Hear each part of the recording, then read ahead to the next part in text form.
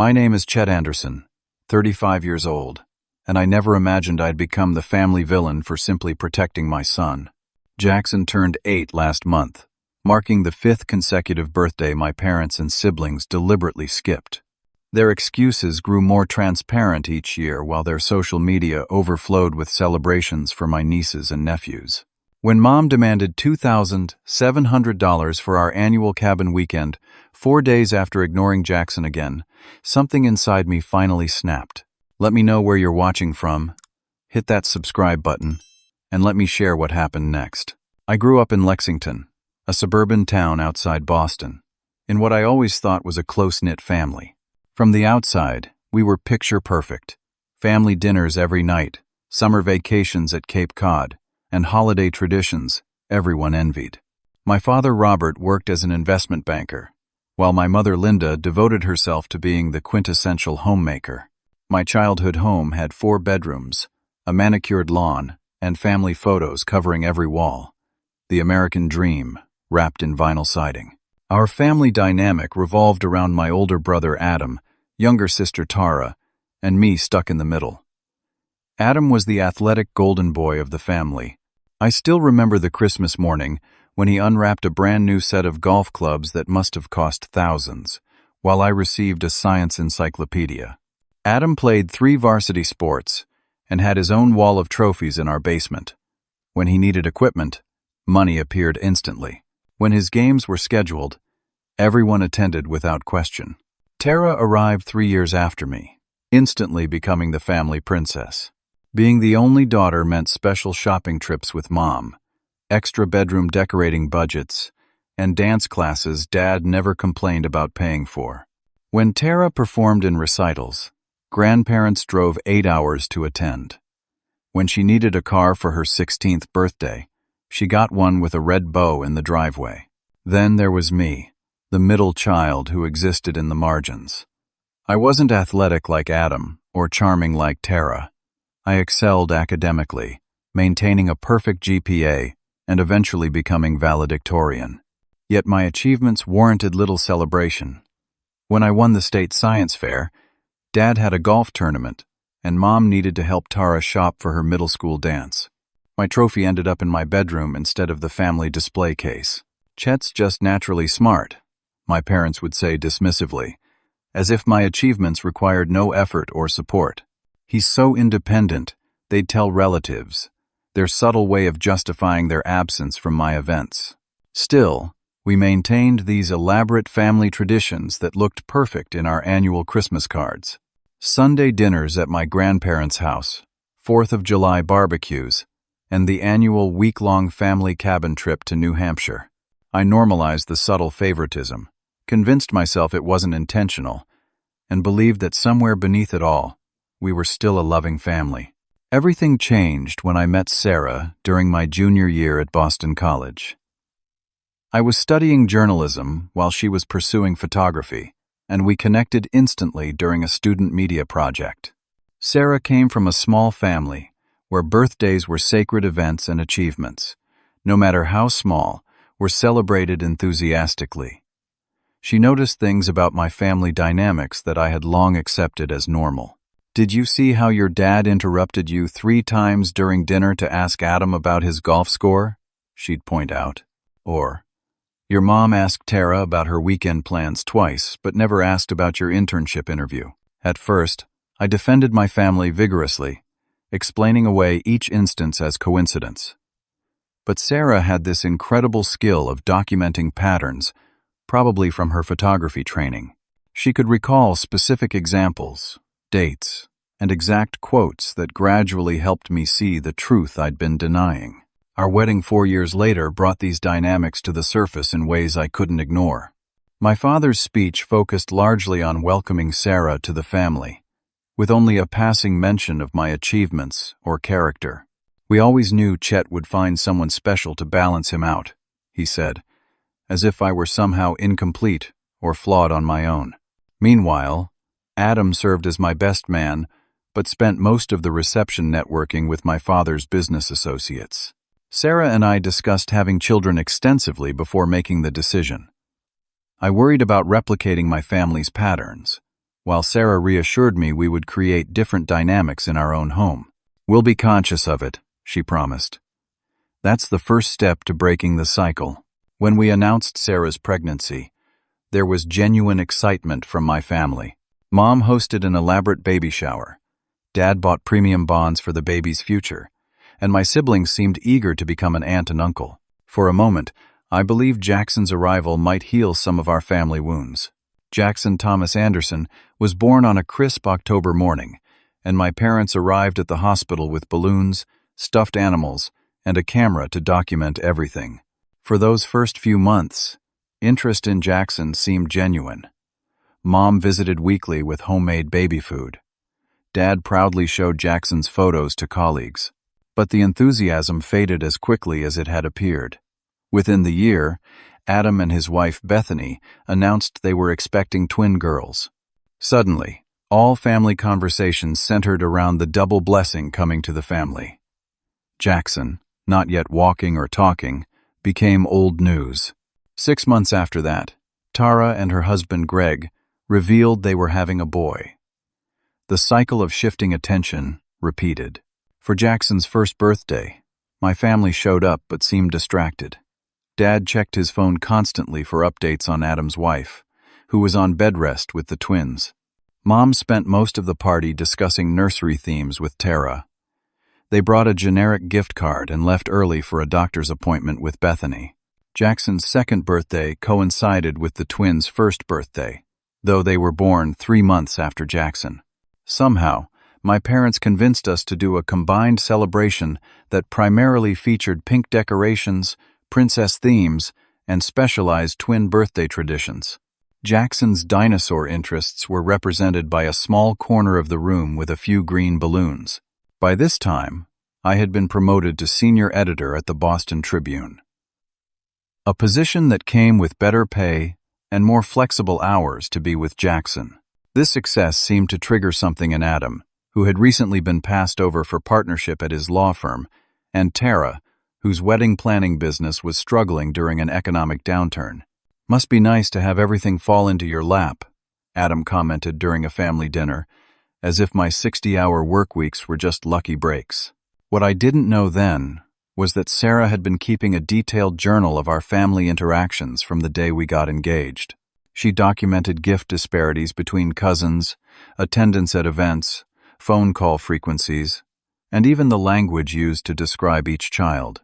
I wouldn't discover this journal until years later, but its contents would confirm what I was only beginning to suspect. Jackson was being systematically excluded from the family circle of priority. The first birthday my family completely missed was Jackson's third.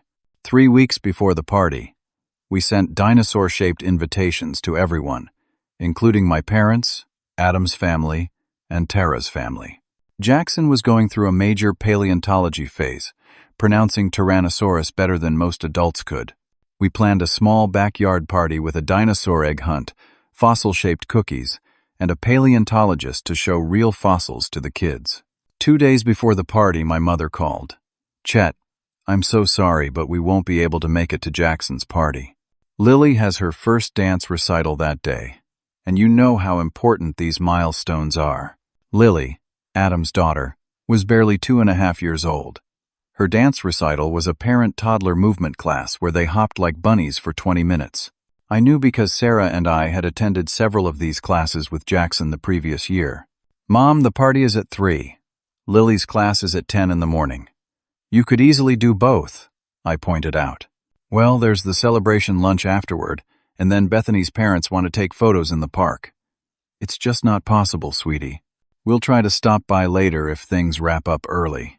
They didn't stop by, not even for 5 minutes. Later that evening, I saw Facebook posts from my mother. "So proud of my beautiful granddaughter at her first dance performance. Number proud grandma. Number future ballerina," with dozens of photos. The timestamp showed they had finished everything by 2:30, a full half-hour before Jackson's party started. When Jackson asked where Grandma and Grandpa were, Sarah distracted him with excavating dinosaur toys from a sandbox. She had anticipated the disappointment and prepared extra activities as backup. That night, after Jackson was asleep, She held me while I processed the deliberate choice my family had made. "We can't be everywhere," my mother said dismissively when I confronted her a week later. "You're overreacting. Jackson is too young to even remember who attended his party." For Jackson's 4th birthday, we sent invitations a full month in advance. Sarah created handmade invitations with Jackson, who had carefully written everyone's names in his developing penmanship. My mother actually RSVP'd yes initially, giving us hope. 3 days before the superhero-themed party, our family group chat buzzed with messages about Tara's surprise housewarming. She and Greg had purchased their first home, and my parents were organizing a gathering to help them settle in. "Everyone available this Saturday?" Dad texted. "Tara and Greg need help moving the heavy furniture and setting up." "That's Jackson's birthday," I replied immediately. "We sent invitations weeks ago. You all RSVP'd, yes." The chat went silent for several hours before Tara responded. "We didn't choose the closing date, Chet. These things happen. Maybe you can reschedule Jackson's party? Kids don't really care about exact dates anyway." I was stunned. Reschedule a party with 15 confirmed child guests because my sister's furniture needed moving? I declined, explaining we would miss the housewarming but hoped they'd understand given the circumstances.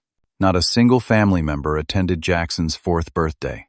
Instead, our social media feeds filled with photos of my parents, Adam's family, and extended relatives painting Tara's living room and assembling furniture. The worst part was finding a small gift in our mailbox 3 weeks later. A superhero toy for a 3-year-old with a card that read, "Happy birthday to our special 4-year-old." They hadn't even remembered his age correctly. The 3rd missed birthday was perhaps the most blatant. For Jackson's 5th birthday, we planned ahead by checking with family members about potential conflicts. Everyone claimed their calendars were clear for the October weekend we proposed. Jackson had started kindergarten and wanted a space-themed party with his new school friends. 2 weeks before the party, I discovered through my cousin's Facebook post that my entire family was at our traditional vacation spot in Cape Cod. The post showed my parents, Adam's family, Tara's family, and several aunts and uncles enjoying a weekend getaway. No one had mentioned this trip to me, let alone extended an invitation to my family. When confronted, my mother claimed it was a last-minute thing that just came together naturally. The photos showing custom T-shirts reading Anderson Family Retreat, 2018, suggested otherwise. These weren't shirts made on a whim. They were designed, ordered, and distributed well in advance. By this point, Jackson had become aware enough to notice the pattern. After his 5th birthday party, he asked me a question that broke my heart. "Dad, how come Lily and Emma have bigger parties? Is it because Grandma and Grandpa like them more?" Sarah found me in our bathroom later that night, silently crying. "We can't keep doing this to him," she whispered. "He's starting to internalize their rejection." The 4th missed birthday centered around my grandmother's doctor appointment. Jackson was turning 6 and had specifically asked if his grandparents would attend his pizza-making party at a local Italian restaurant. "I'll ask them myself," he said with determination, picking up the phone to call my parents. I watched his hopeful expression as he carefully asked if they would come to his birthday. He even offered to change the date if that would help. My mother told him she would check their calendar and call back. When she did, she explained they couldn't attend because Grandma had a doctor's appointment that day. Jackson suggested they could come after the appointment, but apparently they would be too tired. I called my mother privately, offering to help reschedule the appointment. "It's just a routine checkup, Mom. I'm sure they could see her another day." "Medical appointments for seniors aren't things you just reschedule, Chet," she snapped. "Your grandmother's health is a priority." I later learned from my grandmother herself that the appointment was a regular blood pressure check that took 15 minutes and was actually scheduled for the morning, not during Jackson's afternoon party. When I mentioned Jackson's birthday, my grandmother seemed confused, saying she hadn't been told about it at all. By Jackson's 7th birthday, Sarah's resentment toward my family had hardened into protective anger. "I'm done making excuses for them. she declared after my family announced they couldn't attend because of my nephew's high school graduation celebration. His graduation is in June, I pointed out. It's October. It's his early graduation celebration, my mother explained, as if that made perfect sense. Since he's finishing a semester early in December, we're celebrating now before everyone gets busy with the holidays. The event was actually scheduled for the day after Jackson's birthday. They could have easily attended both, but chose not to. The final insult came when my brother Adam posted a family photo from the celebration with the caption, "Family always comes first. Number family values. Number priorities." Jackson no longer asked if his extended family would attend his parties. He had learned, at 7 years old, not to expect them. Instead, he focused on his friends and our small circle of supportive neighbors who had become like surrogate grandparents to him. Sarah and I compensated by making his celebrations increasingly elaborate, as if enough decorations and activities could fill the void left by absent family.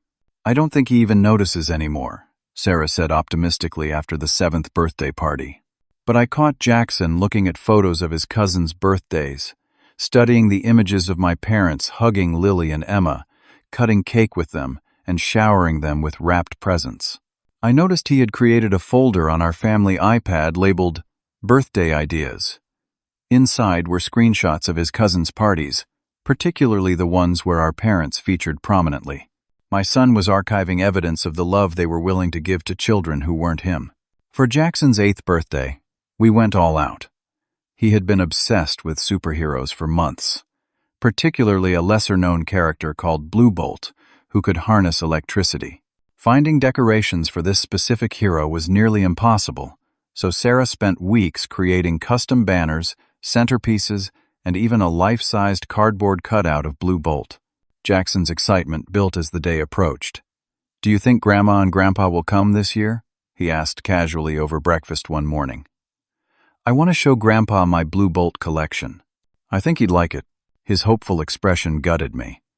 Despite 5 years of evidence to the contrary, my son still wanted to believe his grandparents would show up for him. Sarah and I exchanged glances, and I saw the war between honesty and hope playing out on her face. "I sent them invitations, buddy," I said carefully. "We'll have to see." We had indeed sent formal invitations 6 weeks in advance. Sarah had even included a handwritten note explaining how much it would mean to Jackson if they could attend, even briefly. I followed up with phone calls to each family member, trying to secure at least one representative from each household. "We'll try our best," my father said noncommittally. "That should work, barring any emergencies," my mother hedged. "Depends on the girl's schedule," Adam replied. "I'll have to check with Greg," Tara answered. The day before the party, the excuses rolled in like clockwork. Dad suddenly had an important client meeting on a Saturday. Mom remembered a hair appointment she couldn't possibly reschedule. Adam's daughters had a swim meet that had apparently been on the calendar for months. Tara's son came down with a conveniently timed sniffle. Jackson's actual party was, by all objective measures, a tremendous success. 15 of his friends arrived in superhero costumes, their parents staying to help supervise the excited crowd. Our neighbor Tom dressed as a villain for a choreographed fight scene that had the kids screaming with delight. Sarah's Blue Bolt cake was a masterpiece of fondant and food coloring that earned gasps when revealed. Throughout the party, I noticed Jackson glancing at the door whenever the doorbell rang, his expression briefly hopeful before settling back into practiced nonchalance when it was just another school friend arriving. Each time, a little piece of me crumbled. During the gift opening, Mrs. Lowell, a neighbor whose grandchildren lived across the country, commented loudly, "Where's your extended family today, Jackson? No grandparents or aunts and uncles?" The room grew awkwardly quiet. Jackson paused, a half-unwrapped present in his hands, before answering with rehearsed casualness, "They're usually pretty busy on my birthday." The simplicity and resignation in his voice hit me harder than any tantrum could have. He had accepted their absence as a fact of his life, something unchangeable, like the weather or the color of his eyes. He had learned, at 8 years old, not to expect his family to prioritize him. After the guests left and the house had been restored to some semblance of order, Jackson disappeared upstairs. When he didn't come down for dinner, I went to check on him. His bedroom door was ajar, and I found him sitting cross-legged on his bed, surrounded by birthday cards from previous years. He had sorted them into piles: friends, neighbors, my colleagues, Sarah's family. There was a conspicuously small pile labeled Anderson Family in his careful handwriting. It contained just 3 cards: one from my grandmother who had passed away 2 years ago, one from a distant cousin who sent cards to everyone in the family, and one generic card that had been signed by my parents, but clearly purchased and sent by my mother's assistant. "What's wrong with me, Dad?" he asked without looking up. "Why don't they want to come to my parties?" I froze in the doorway, unprepared for such a direct question. Every parenting instinct screamed at me to protect him with a comforting lie, to preserve his self-esteem at all costs. But I also knew that children are remarkably perceptive about family dynamics. If I dismissed his concerns or offered transparent excuses, I would only be teaching him to doubt his own perceptions. I sat beside him on the bed, putting my arm around his thin shoulders. "There is absolutely nothing wrong with you, Jackson. Not one single thing. You are kind, smart, funny, and the best son anyone could ask for." "Then why?" he pressed, his voice small but insistent. "Sometimes," I began carefully, "adults have complicated feelings that have nothing to do with the children in their lives. Grandma and Grandpa, Uncle Adam and Aunt Tara, they have their own issues that make it hard for them to be fair to everyone. Is it because Lily and Emma and Dylan are better than me? No, buddy. Not at all. It's actually about me and the grown-ups, not about you and your cousins. Some families just have patterns that aren't fair, and it's not because anyone deserves it." He considered this, methodically straightening his piles of cards. "Will they ever come to my birthday?" I wanted desperately to offer hope, but something stopped me.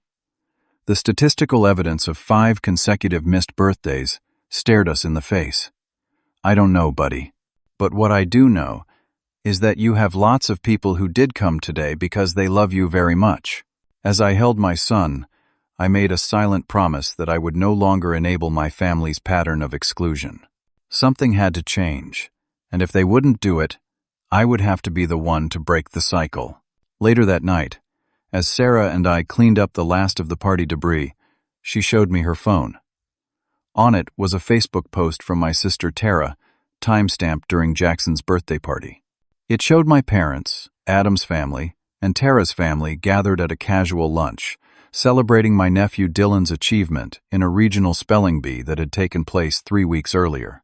"Just a small family gathering to celebrate our amazing Dylan's spelling championship.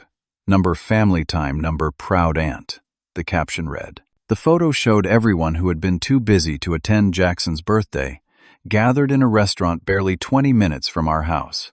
My father's client meeting and mother's hair appointment were nowhere in evidence. Adam's daughters were clearly not at any swim meet, and Tara's supposedly sick son looked perfectly healthy. Sarah had been documenting these contradictions for years, creating a digital folder of evidence showing the pattern. "I didn't want to show you today of all days," she said quietly, "but I think you need to see what we're dealing with." I scrolled through dozens of screenshots, social media posts, text messages, emails, all demonstrating a clear pattern of my family prioritizing any event, no matter how minor, over Jackson's significant milestones. There were posts about impromptu ice cream outings on afternoons when they claimed to be working late, photos of my parents attending my niece's weekly soccer games, while claiming they were too elderly to drive to our house for Jackson's birthday.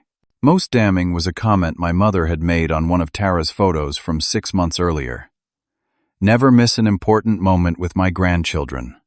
Number blessed. Number grandma life. Never miss an important moment, except every single one of Jackson's birthdays."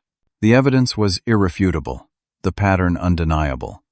For reasons I couldn't fully understand, my family had decided that Jackson's milestones weren't worth their time, while my nieces' and nephews' everyday activities warranted dropping everything to attend.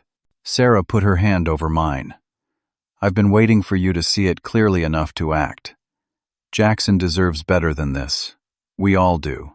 I nodded, a cold clarity settling over me. You're right, and I think I know what needs to happen next. 4 days after Jackson's birthday, my phone buzzed with a text message from my mother.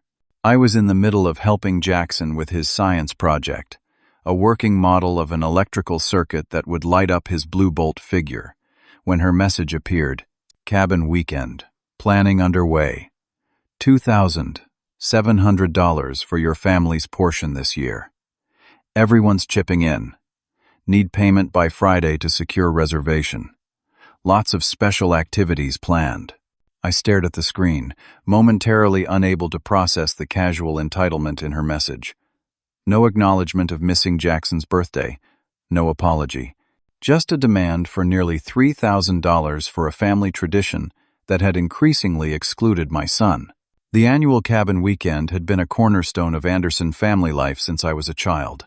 Every summer, we would rent a large property in the White Mountains of New Hampshire for a week of hiking, swimming, and family bonding. As the family grew, so did the cabin requirements and the associated costs. What had once been a modest 3-bedroom rental had evolved into a luxury property with a private lake, game room, and hot tub. The price had escalated accordingly, but I had never questioned my portion of the payment. Family traditions were important, and I wanted Jackson to experience the same summer memories I had cherished. But there was a crucial difference between my childhood experiences and Jackson's. When I was growing up, these family gatherings truly included everyone equally. Jackson, however, had been subtly sidelined during the past several cabin weekends. Last year, while all the cousins went horseback riding, Jackson was deemed too young despite being older than Dylan. The summer before, a special fishing trip was organized for just the older kids, somehow including 5-year-old Lily, while excluding 7-year-old Jackson. There were movie nights where Jackson's film suggestions were consistently outvoted, hikes planned during his nap time, and photos where he was literally positioned at the edge of the frame, barely included. Curious about the financial breakdown, I opened our shared family planning document and reviewed the cabin weekend spreadsheet. What I discovered sent a jolt of anger through me. The cost distribution was wildly uneven. My family of 3 was being charged $2,700. Tara's family of 3 was paying $1,500. Adam's family of 4 was contributing just $900. My parents, despite having the highest income, were listed for $2,000. I dug deeper into the expenses list and found revealing line items. Girls' spa day, $600, to be covered by general fund. Fishing charter, for Adam, Dad, and Dylan, $800. Horseback riding lessons, $1,200, specifically for Lily, Emma, and Dylan. Private chef for celebration dinner, $1,500, for Adam's law promotion. There was not a single activity specifically planned with Jackson's interests in mind, despite the fact that I was apparently funding a third of the entire vacation. Even more disturbing was the realization about our shared financial arrangements.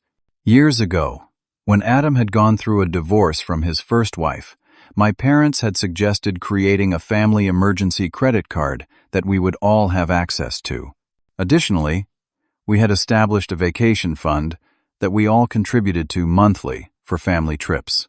I had faithfully deposited $200 monthly into this fund for nearly 8 years, totaling over $19,000 in contributions. I had rarely used the emergency card, considering it a safety net rather than a resource. Out of curiosity, I logged into the joint account to review recent transactions. What I found left me speechless. There were already charges being made for the upcoming cabin trip. $900 deposit to the cabin rental company, $450 at a high-end grocery delivery service, $380 at a liquor store specializing in premium wines, $625 at a sporting goods store for water equipment. None of these purchases had been discussed with me, despite being partially funded by my contributions. Further investigation revealed a pattern of using the joint fund for expenses that primarily benefited Adam and Tara's families. Private tutoring for Dylan, dance competition fees for Lily and Emma, birthday party venue rentals for my nieces and nephew. In 5 years, not a single withdrawal had been made for anything related to Jackson. I spent that evening reviewing financial records from the past 5 years. With Sarah's help, we created a comprehensive spreadsheet documenting the pattern of financial imbalance. By our calculations, I had contributed approximately $45,000 to various family expenses during a period when Jackson had received less than $2,000 in direct benefits from family funds. The next morning, I consulted with our financial advisor, Martin, who confirmed what I was seeing. "This is a concerning pattern, Chet," he said after reviewing our documentation. "It appears your contributions are being disproportionately directed to other family members' expenses." When I returned home, Sarah was waiting with her own documentation, the journal she had been keeping for years. It contained detailed accounts of every family interaction, complete with dates, quotes, and patterns of behavior. Placed alongside the financial records, it told a story of systematic exclusion that could no longer be dismissed as coincidence or oversensitivity. "I've been waiting for you to be ready to see this," Sarah said gently. "I didn't want to drive a wedge between you and your family, but Jackson needs us to advocate for him." As we sat at our kitchen table surrounded by evidence of years of inequity, Sarah placed her hand over mine. "I'm not asking you to cut ties with your family," she said, "but I am asking you to set boundaries that protect our son from continued rejection. I can't watch him get his hopes up and be disappointed anymore." She was right. The cycle had to end, and it was clear my family wouldn't change their behavior without a significant disruption to the status quo. I thought about Jackson's face when he asked what was wrong with him, and my decision crystallized. "I know what I need to do," I told Sarah. "And it starts with this cabin weekend." I spent the next day methodically developing a plan. This wasn't about revenge. It was about establishing clear boundaries and protecting Jackson from further hurt. I wanted my response to be strategic rather than emotional, addressing the root issues rather than just the symptoms. First, I consulted with our bank about the shared financial accounts. The representative explained that as a joint account holder, I had every right to modify my access or remove myself entirely. She recommended documenting everything before making any changes, which I had already done. Next, I spoke with a family law attorney to understand my options regarding the shared credit cards and vacation fund. She confirmed that I could legally remove my authorization from the cards and request a formal accounting of the vacation fund before any further contributions or withdrawals. "Document everything," she advised, echoing the bank representative. "Keep records of all communications, transactions, and your attempts to resolve this amicably." Sarah supported my plan fully, helping me gather additional documentation and prepare for potential family backlash. "They're not going to understand at first," she warned. "Be prepared for them to paint you as the villain." "I know," I acknowledged, "but I need to do what's right for Jackson, even if it makes me temporarily unpopular." With my preparation complete, I made my first move. In response to my mother's demand for $2,700, I sent exactly $1 through the family payment app. In the memo line, I wrote in capital letters, "Wrong guest list." I took a screenshot of the transaction as documentation, then put my phone aside, knowing the response would be swift and angry. Within minutes, my phone began buzzing with notifications. "Mom, is this a joke? We need the full amount by Friday. Dad, call your mother. This isn't funny, Chet. Adam, grow up. Everyone is depending on this reservation. Tara, what does this even mean? Just pay your share like everyone else." I didn't respond to any of these messages. Instead, I moved to the next phase of my plan. I contacted the bank that issued our shared family credit cards and removed my authorization from all accounts. Since I was the primary holder on 2 of the cards, a fact my family seemed to have forgotten, I had them frozen pending review of recent charges. Next, I called the bank managing our vacation fund and requested a freeze on all transactions until a proper accounting could be completed. I explained the situation carefully, providing documentation of the disproportionate withdrawals and expressing concern about potentially unauthorized use of shared resources. Finally, I flagged several recent large purchases for review, noting that they had been made without proper consultation among all contributors to the fund. By that evening, my phone was ringing constantly. I let each call go to voicemail, wanting to complete my actions before engaging in what would inevitably be heated conversations. When my mother finally caught me answering, her voice was tight with fury. "What do you think you're doing? Your father tried to use the family card today and was humiliated when it was declined." "I've removed myself from the shared accounts," I explained calmly. "I'm requesting a formal accounting of how family funds have been used over the past 5 years." "This is ridiculous," she exploded. "We've never needed to account for every penny before. What's gotten into you?" "I've realized that there's a significant imbalance in how family resources are being allocated," I replied. "And it corresponds with a pattern I can no longer ignore. If this is about Jackson's birthday, you're being absurdly sensitive," she dismissed. "We can't make it to every single event." "It's not about missing every single event, Mom. It's about missing the same important event 5 years in a row while making time for everyone else's events, no matter how minor." "That's not true. We've always treated all our grandchildren equally." "I have documentation that says otherwise," I responded, my voice steady. 5 years of evidence showing a clear pattern. The conversation devolved from there, with my mother alternating between dismissing my concerns and threatening family consequences if I didn't immediately unfreeze the accounts. She ended the call by declaring that I would regret making a big scene over nothing. Within an hour, our family group chat exploded. "Adam, my card was just declined while buying supplies for the cabin trip. Fix this now, Chet." "Tara, this is so embarrassing.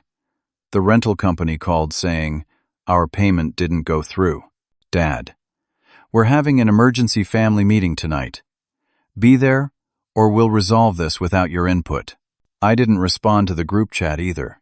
Instead, I sent a private email to each family member with a detailed spreadsheet showing the financial inequities and a timeline of Jackson's missed birthdays alongside events that had been prioritized instead. I ended the email with a simple statement: "I'm willing to discuss this calmly and work toward a more equitable family dynamic.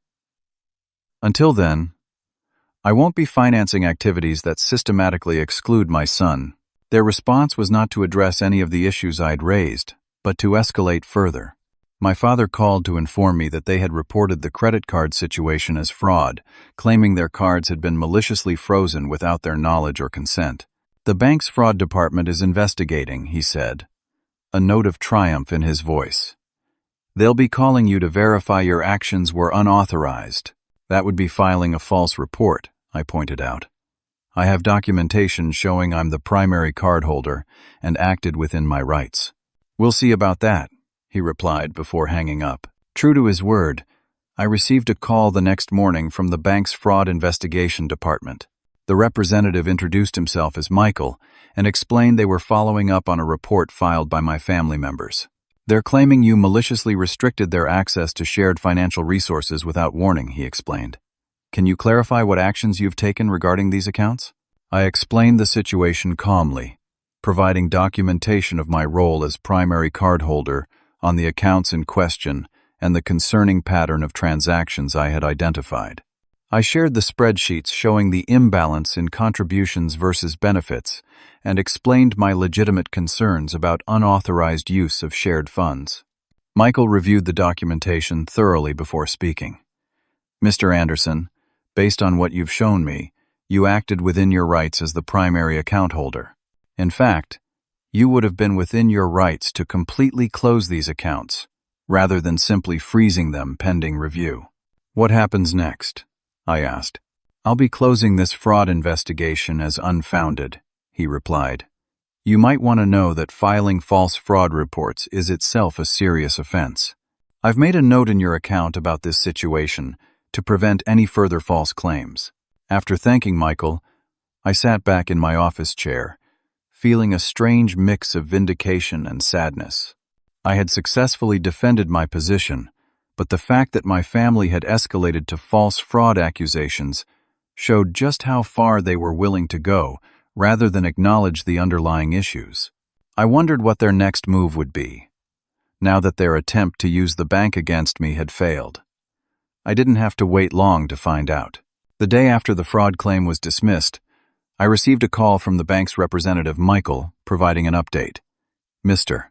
Anderson, I wanted to let you know that your family members have escalated their complaint to management, claiming age discrimination against your parents. Age discrimination, I repeated, bewildered. They're claiming you took advantage of your parents' limited understanding of modern banking to restrict their financial access, he explained.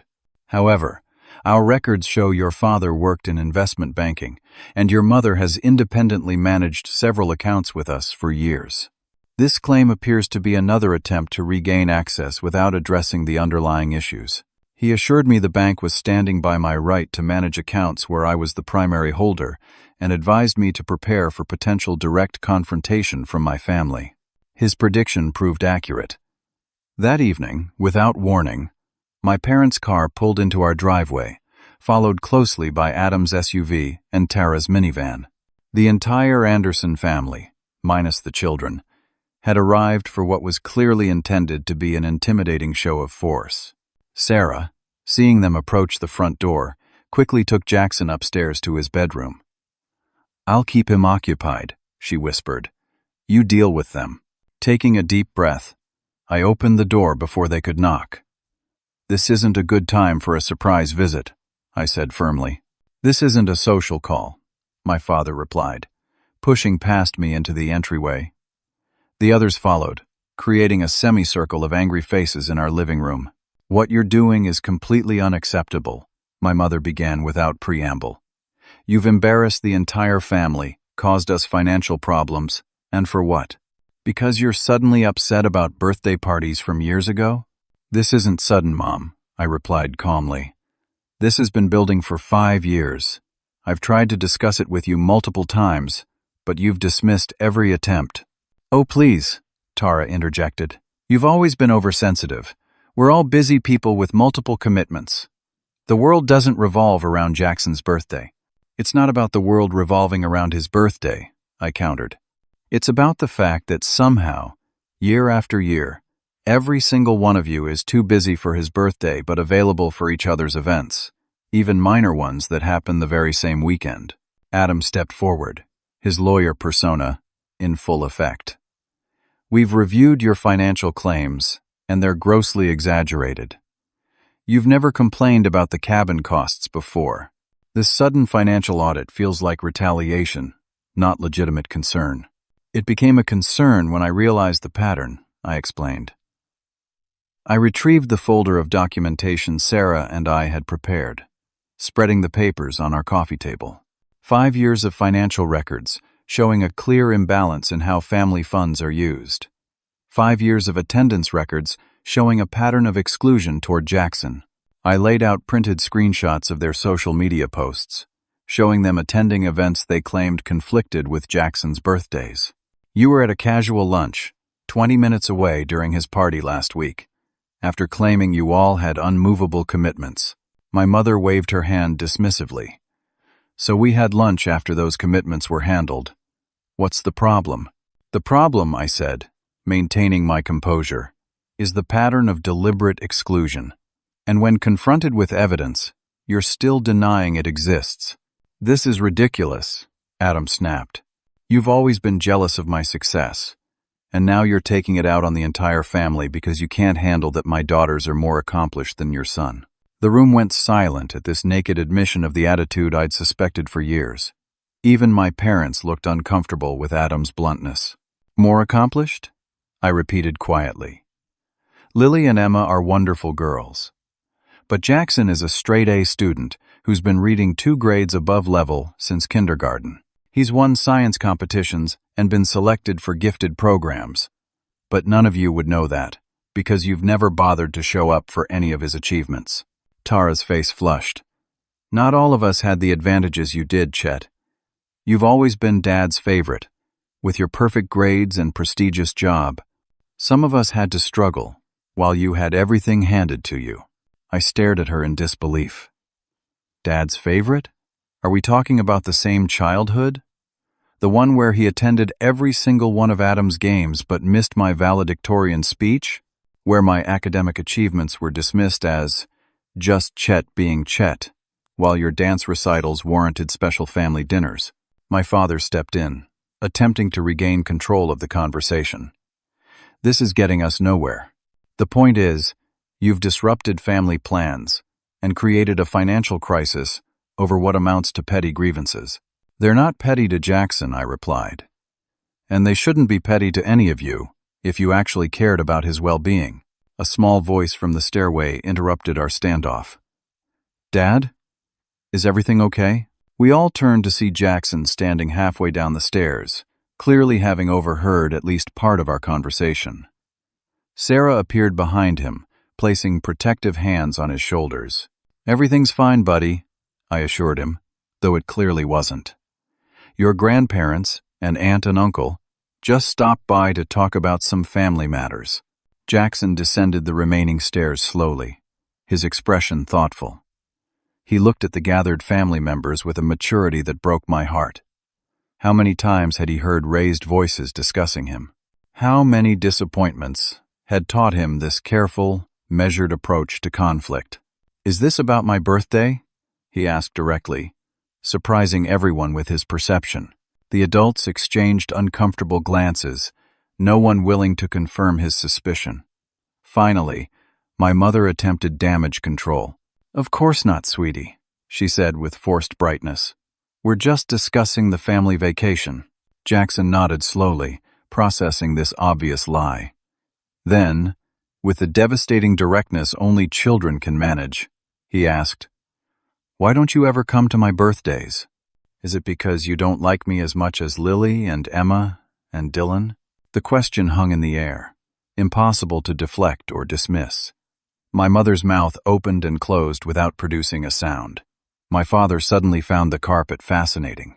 Adam and Tara looked anywhere but at Jackson. In their silence, Jackson found his answer. His small shoulders squared with a dignity no 8-year-old should need to possess. It's okay if you don't, he said quietly. I have lots of friends who do like me, and Dad and Mom are at all my special days. With that simple statement, he turned and walked back upstairs, leaving a devastating silence in his wake.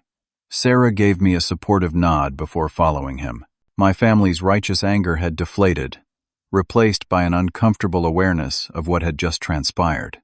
Jackson's direct question had accomplished what all my spreadsheets and documentation couldn't. It had made the reality of their behavior impossible to deny or justify. I think you should leave now, I said quietly.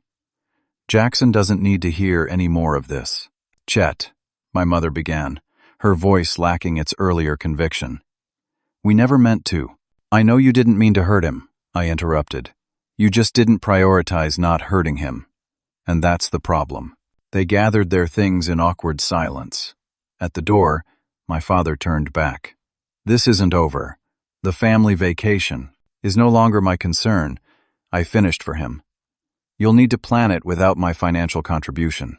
And if you want to be part of Jackson's life moving forward, you'll need to demonstrate through actions, not words, that he matters to you.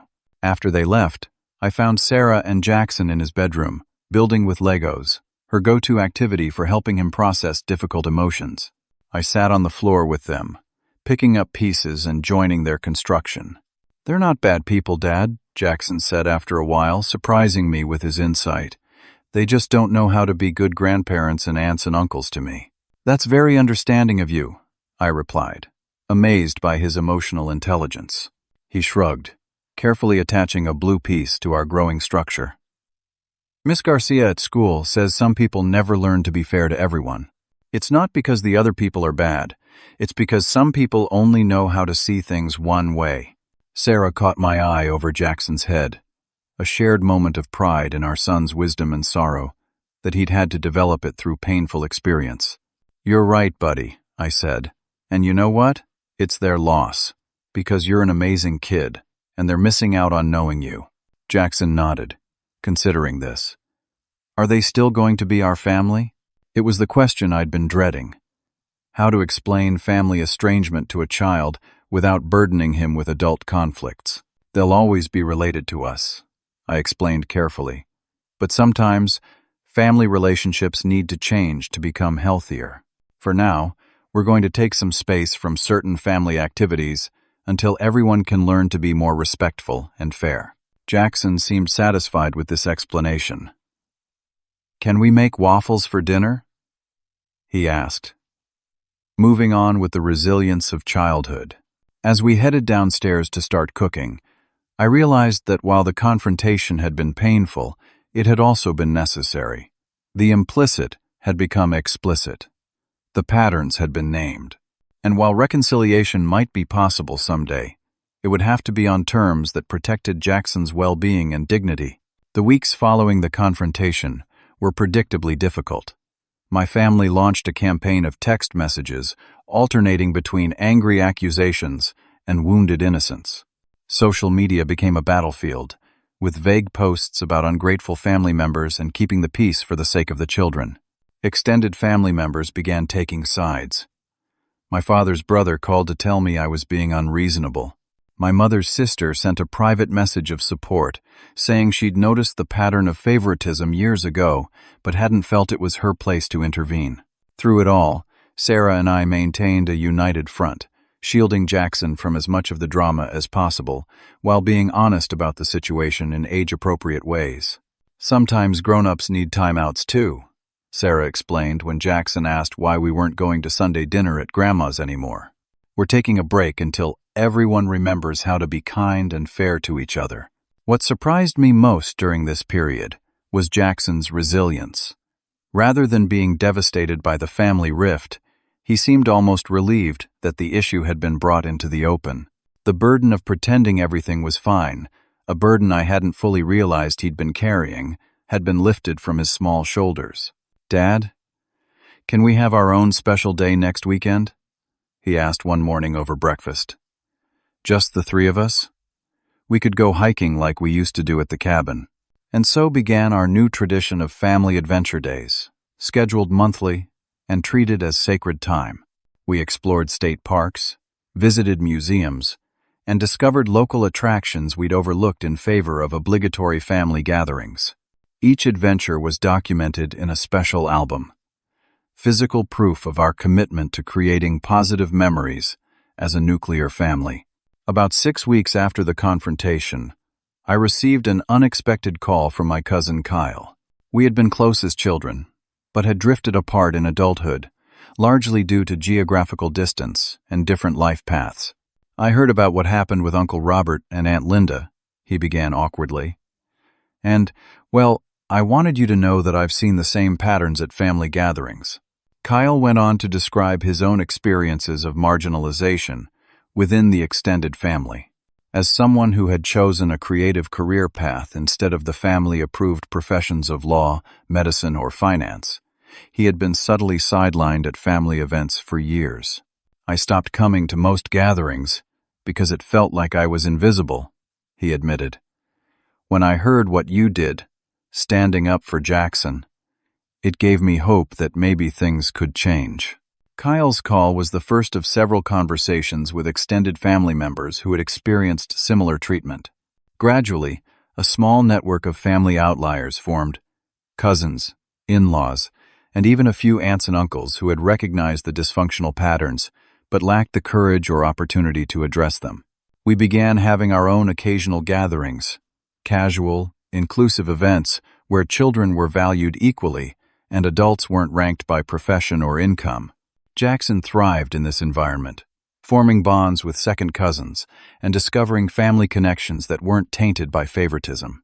3 months after freezing the family accounts, I received a formal letter from my parents' attorney requesting a meeting to discuss the financial situation. Rather than responding with my own legal representation, I sent a simple email. I'm willing to meet without attorneys present if the discussion includes addressing the behavioral patterns that led to this situation. My goal has always been healthier family relationships, not legal or financial victory. To my surprise, my mother called the next day and agreed to meet, just the two of us, at a neutral coffee shop halfway between our homes. When we sat down across from each other, I noticed she looked older, more tired than I remembered. "Your father doesn't know I'm here," she began, stirring her tea unnecessarily. "He's still convinced this is all an overreaction on your part." "And what do you think, Mom?" I asked. She was quiet for a long moment. I never intended to hurt Jackson, or you. But intentions don't always match impact, do they?" It was the closest thing to acknowledgement I had ever heard from her. Not quite an apology, but a crack in the wall of denial. "When Adam's girls were born, and then Tara had Dylan, it was like getting a second chance at parenthood," she continued.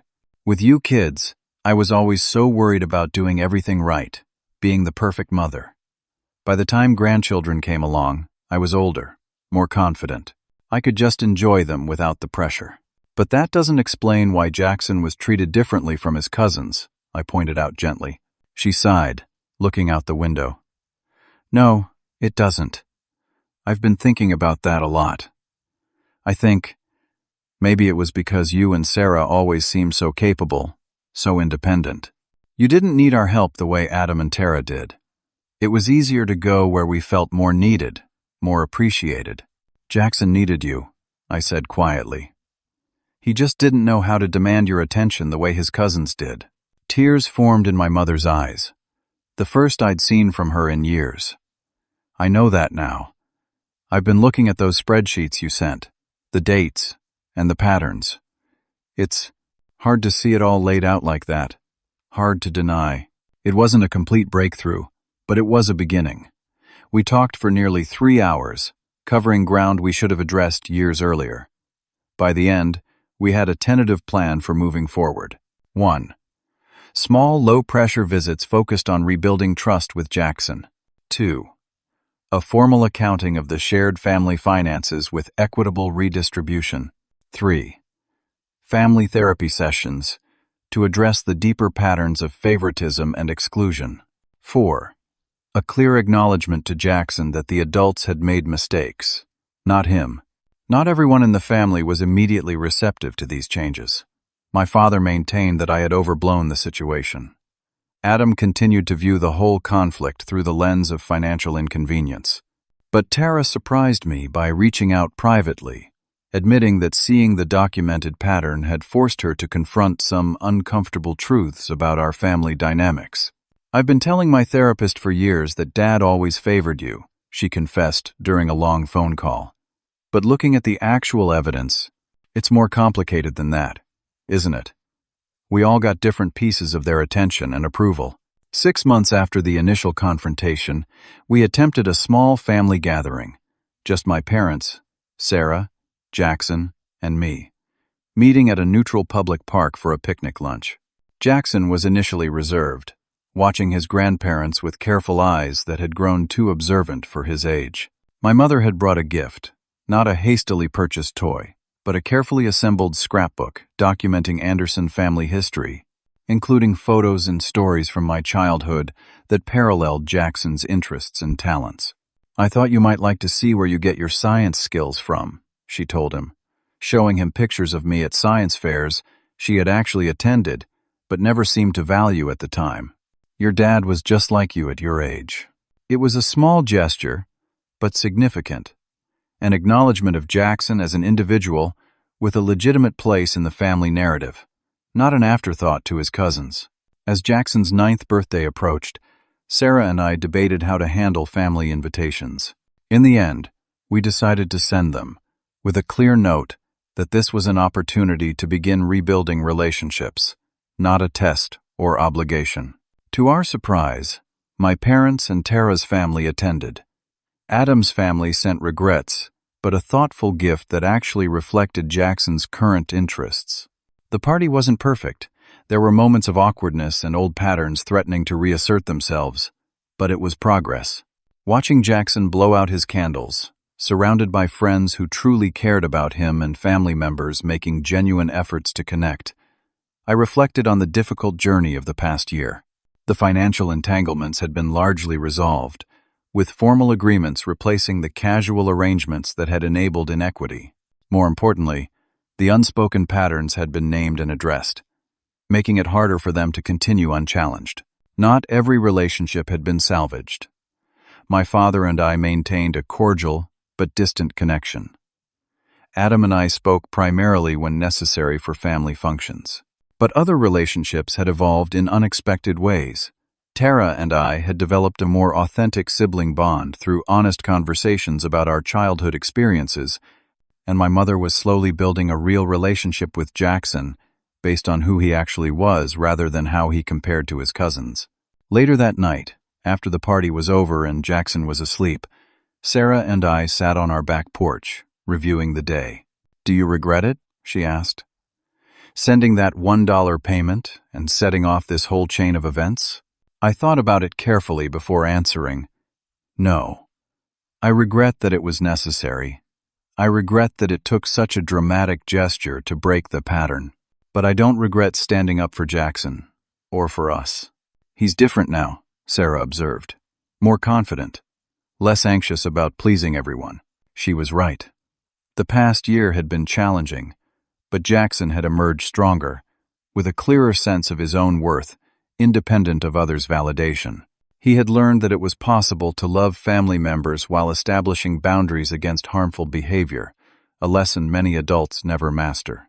As for me, I had finally broken free from the people-pleasing pattern that had characterized my relationship with my family for decades. I had learned that sometimes creating healthier family dynamics requires disruption, even temporary estrangement. Most importantly, I had demonstrated to my son through actions, not just words, that he was worth fighting for, that his dignity and emotional well-being were non-negotiable priorities. Family relationships are complex tapestries woven from love, history, hurt, and healing. Ours had been ripped apart and partially rewoven, not perfectly, but with greater awareness and intention. Some threads were permanently altered, others strengthened in the reweaving. What matters most isn't creating a perfect family picture for social media or maintaining traditions at any cost. What matters is building relationships where everyone feels valued, where patterns of favoritism and exclusion are challenged rather than normalized, and where children grow up knowing their worth isn't determined by comparison to their cousins. If you've ever found yourself maintaining family connections that repeatedly hurt you or your children, I hope our story gives you courage. Sometimes sending that symbolic dollar, that clear message that the status quo is unacceptable, is the most loving thing you can do, not just for your immediate family, but ultimately for everyone involved. Have you ever had to set difficult boundaries with family to protect yourself or your children? Share your experience in the comments below. And if this story resonated with you, please like, subscribe, and share it with someone who might need to hear that standing up for what's right is worth the temporary discomfort. Thank you for listening, and remember, family should be where we feel most valued, not least.